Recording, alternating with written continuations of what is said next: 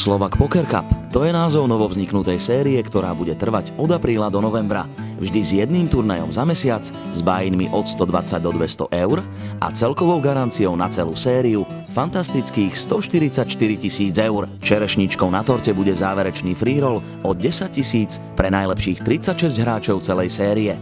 Opäť sa nachádzame v priestoroch CCC klubu, kde sa celá séria bude odohrávať. Začíname prvým turnajom série s buy-inom 200 eur a garanciou 25 000. Je 5. apríla, práve prebieha deň 1A.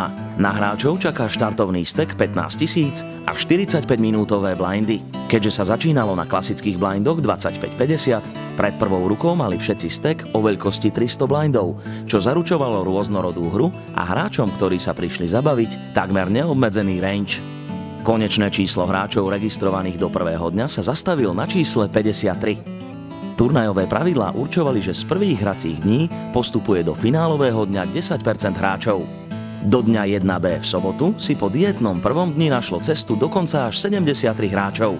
Po ukončení registrácie v sobotu bolo jasné, že finálový deň si zahrá 12 najlepších.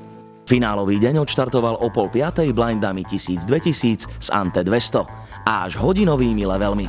No napriek tomu sme za necelé 2 levely spoznali 3 hráčov, ktorí sa síce na finálový stôl nedostali, no neodišli na prázdno, nakoľko platených bolo všetkých 12 účastníkov finálového dňa.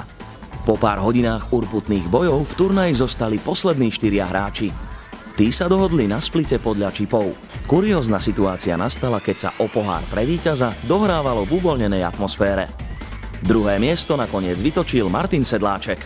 Pri mikrofóne má Martina Sedláčka, ktorý skončil na 2. mieste a o priebehu turnaja a svojom výsledku nám práve povie viac. Tak v pohodičke, ako turnaj sa vyvíjal dobre. Nastupoval som 116 000 dnešný deň. Pomaličky som to vyťahol na nejakých 360 na finálovom stole a tam už sme sa potom splitli v štvorici. V štvorici ste sa splitli, ale ešte predtým vás bolo 9. Kto ti robil z finálovej deviatky najväčšie problémy? Najväčšie problémy mi robil asi Andrej Cintula. Má 3-betoval neustále, ale tak malé ruky, takže som mu to skladal. A ešte ten Rakúšan bol taký docela nepríjemný. Hajder sa volal, myslím. Heads up trval, všimol som si pomerne krátko. Na čom to skončilo? Dohrávali sme v podstate len o pohár a chlapci rejsovali s hocičím. Čo hovoríš na celkovú úroveň turnaja? Úroveň bola fajnová. Ako ja som spokojný, štruktúra dobrá.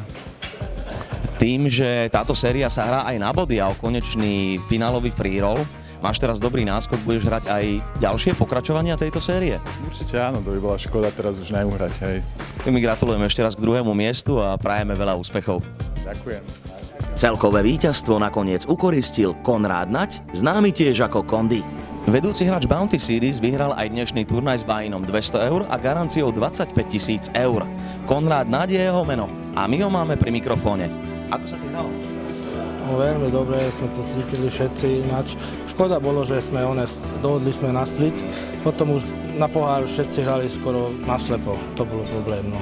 Ináč ja som bol proti, aby sme to splitli, ale už potom nemohol som čo robiť, lebo všetci chceli to splitnúť.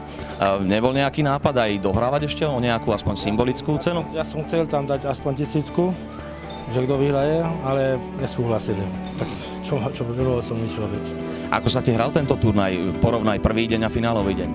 No, piatok som hral, nemal som šťastie vôbec. Som vypadol a včera v sobotu to vyšlo, akože dneska, no. No, takže vytrvalý hráč aj piatok, aj sobotu a nakoniec sa podarilo. Áno, presne tak. Ako dlho hrávaš poker? 3,5-4 roky už hral. A kde si sa učil? V Šamoríne. Šamorínska škola, počujete to, tam sú dobrí hráči. Gratulujeme. Ďakujem pekne.